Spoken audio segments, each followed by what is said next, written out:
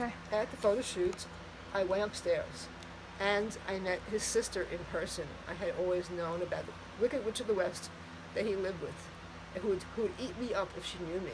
So I said to Sandy, Sandy, I heard so many good things about you. I'm so glad to meet you in person.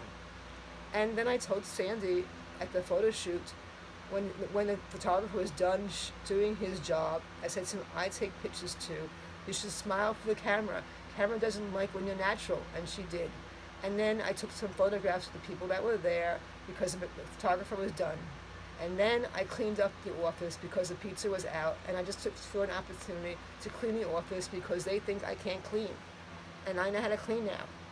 And Nikesh told me to go home, that I'm done, and I said I wasn't done yet. I met his friends there, his friends from New Jersey who came to visit, and he didn't like that I was talking to them.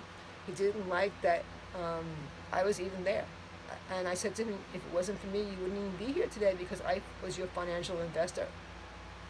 And so he told me to meet up with Angie and have a cup of coffee, that she has social media, that she can help me with my website. He wanted me to go back to piano and leave Hakoba behind because I know too much about Hakoba and I'm too open.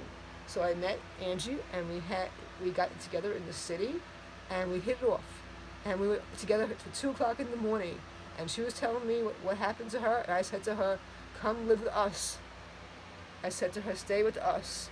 And she has stayed with us now for 4 weeks, and she's my sister daughter, and my husband considers her like a daughter, and we're very protective over her. And Mukesh Shah said to me, why didn't you ask for permission that she could stay at my house? And I took his ex-employee away from him, and I said to him, she's not cattle. And whether she was your employee, and certainly as an ex-employee, you cannot treat her like cattle. And I don't have to ask you permission. I met her, I liked her, and I saw an opportunity to offer her some stability and a chance to get back on her feet because she did everything for you, and you used her. And you also put her down, and you also manipulated her mentally. And we became friends. And I didn't do anything to harm him. It just became, we were just friends, and we're in a similar situation. I found that Angie Chang and I have a similar personality. When somebody is wronged, we want to help them. And he took advantage of both of us. And I made it clear, let's set the record straight, that I did not kill Hakoba. He did. He was not transparent with his inner circle, and he was using people to help pay his bills from one person to the other he borrowed, and no money to pay back. And he hired a web designer who happens to be a distant relative who is either a double agent for Pioneer Embroidery / Lifestyle Hakoba, or is very incompetent. And he had no sales since January. That's why he has no Hakoba. Because he made the wrong choice on his web designer. He hired people when he had no money. He borrowed money from people and has to pay them back. He doesn't want to pay me back because I didn't do things 100%. And he's kicking back. And he's blaming everybody else and not taking responsibility for it. And I said, set the record straight. I did not kill Hakoba.